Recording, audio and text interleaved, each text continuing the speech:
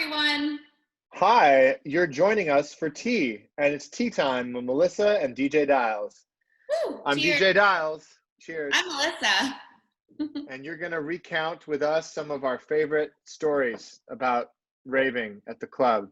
Melissa, as you know, from her many years of being the it girl of San Francisco, ran 1015 Folsom for 8 years. With 1015, there's been so many good nights that it's almost hard to recount them because there's been so many standouts, right? There isn't just like, oh, one or two good times. There's literally 20, like top 20 unbelievable life-changing shows. Well, I think that one of my favorite nights of 1015 was actually from last year, and it was the what's it called? Ross from Friends. And Nightmares on Wax. Nightmares. And that was a fucking great show. It was the third act that was like, who played before Ross from Friends? I do these things called super parties where I spend all this money and I don't make any money, and it's like a lot of work for nothing, but it's like an amazing party. And that night it was Nightmares on Wax upstairs, Ross from Friends live, and then Luke Vibert, who's like this fucking amazing legend. Some other ones I've done, the super parties have been like Thundercat and Todd Terje, George Clinton and Odyssey. We did Barack Assam Systema's last show with Green Velvet in the basement before like Green Velvet was like a thing. Okay, what was your most bought rider item in 8 years? What was the thing that you had to get the most Most of? bought? Purchase? Yeah. Hummus, pita chips, what? 100% hummus. How much hummus do you think you bought in your life for the club? Like at least 100 pounds of hummus. You think you bought 100 pounds of hummus? For sure. You know what the most ridiculous thing I had to buy was like the 300 pillows from IKEA. But so back to Black Coffee, it was he played last year for our 30-year anniversary on October 15th, 10:15, and his set was actually supposed to be at 10 p.m. But ironically, I went to go pick him up with the driver, and we got rear-ended really bad. So we actually had to hop out of the car and walk to the club. We were only about 3 blocks away, and we needed like a moment to reset. So we actually ended up pushing his set time by 15 minutes. So Black Coffee played on our 30th anniversary at 10:15 Folsom on 10:15 at 10:15 p.m. We're like forgetting like 800 crazy nights. Well, how about when Dave Chappelle showed up to the J Electronica show, and this is what happened. Show was over. Well, house lights were up, and he comes back down, Dave Chappelle, and is like, Melissa, can you put those lights back on? And I was like, what lights? He was like, like those like moving ones. I was like, the club lights? I was like, the show's over. And he was like, no, it's not over. And so I put the club lights back on. The show, like everyone's like pretty much already gone. There's only about 100 people left in the room, and he literally has this epic rap battle / dance battle. It was like karaoke. It was like he would be on stage with Electronica. He'd be like, "Yo, Electronica, what's your favorite Steely Dan record?" And he'd be like, "Oh, I like Reeling in the Years." He'd like, "Yo, play that DJ," and they'd play fucking Steely Dan, and everyone would sing along. And they'd be like, "All right, what about Tom Sawyer by Rush?" Like they were singing along to all these classic rock songs. I mean, Dave Chappelle was also doing the Worm on the dance floor in the That was a good one. You made me get out of bed to come back to that one. Fortet was the show where we had to dim all the lights down. Well, we've done multiple shows with Fortet, because also there was the show that we did Fortet and Jamie XX, which was so awesome, except for that they went over like 3 hours, and so all the security is just like in my ear being like, get them off stage, and I was like, I don't feel comfortable going up to Fortet and Jamie XX to be like, stop DJ. Yeah. Hey, Jamie, Kieran, you know that vibe you guys brought here? Yeah, we need to end that. You need to stop the vibe right now. I was just like, I'm not doing that. So I had to go pick up Method Man and Redman from the airport. I had offered to get them a driver, but they were like, no, it needs to be you. We need you to go rent an Escalade and drive it to the airport and pick us up. I was like, okay. So I get the Escalade, I drive to the airport, I get Method Man, and we're looking for Redman. We keep circling, we're like looking for Redman, and he's just like, this is ridiculous. Like, why don't you know where he is? And I'm like, I thought you guys were on the same flight. I also thought you guys were homies. Like, why didn't you stay together?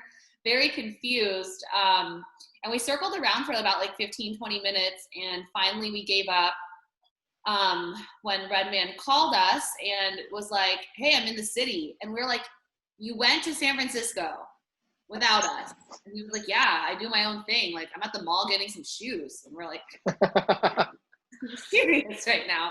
So Method Man, for some reason, is still mad at me. And he starts freestyle rapping about me, saying how he's mad at me and how I was late and how he's just like super irritated.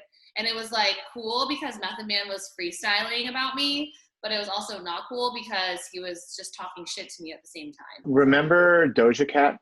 How many times Doja Cat played 3 times, I think, at 10:15, and now she's like the biggest thing in the world. That's so weird. I don't even remember one Doja Cat show. I didn't even know we worked with her before. So the owner of 10:15 Folsom, is a man by the name of Ira Sandler. Hi, Ira. Say hi. Hi, Ira. Hi. And he was very kind in replying with some answers to some of these questions. So how and when was the venue established? So Ira bought it on September 1st, 1989, but he, Ira Sandler, began to throw parties there as a promoter in 1986, the first one August 9th, 1986. And those parties were called Das Club. It was a goth club. And the next question is, what is unique about your venue? Any fun facts or stories you can share about the venue? Well, obviously, there's just too much fun because the place is a madhouse of fun. But one thing that Ira said is that it's been compared to the Winchester Mystery House, and that the club and the space is always evolving and in constant recreation. And just knowing from my first times there and your first times there, we've definitely seen the club evolve. Like it's definitely like it's not to brag, but everyone on the team is literally always trying to make it better and make it cooler, and we take every bit of criticism to heart, and as inspiration to constantly improve everything about the experience. So like you asked me earlier what my favorite shows were, and like obviously there's the music, which is like a huge factor, but for me, when I've had really, really good nights, it's when the guests are very happy and that we have like such a good mixture of people and the vibe is right. And that last piece, I think, is what makes it a magical night. And I feel like our community at 15, like we always strive for a guest experience, and it's because of that. I think that the one thing that's different about 10:15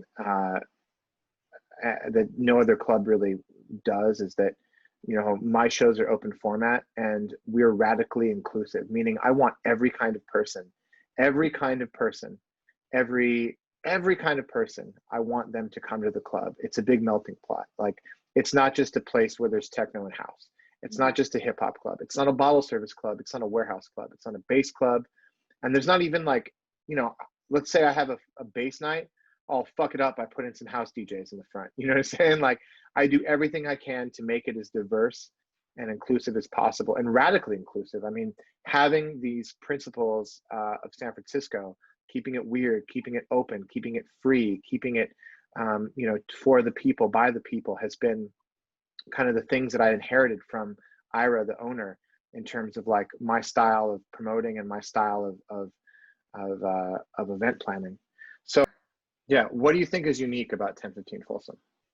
I think that with the way that the club is formatted and built, the multiple rooms, the way that it's booked with multiple genres being all under one roof in one night, and all the people that come to it to see, like, someone upstairs, someone downstairs, someone in the main room. I think it just creates this really magical and incredible moment that you can't get anywhere else. Melissa, hi Melissa. Tell me, what kind of opportunities are there if people want to donate some money or buy some merch? Okay, if you want to donate money or help the cause, there are several ways to do it. Tune in, watch the festival, Hell donate yeah. on our live stream. That's the first way. Second way is that there's raffle tickets available with some really amazing prizes. We have Outside Lands 2021 Bang, bang, bang. tickets, lots of other prizes as well. You can see it on our website, www.revivethenightsf.com.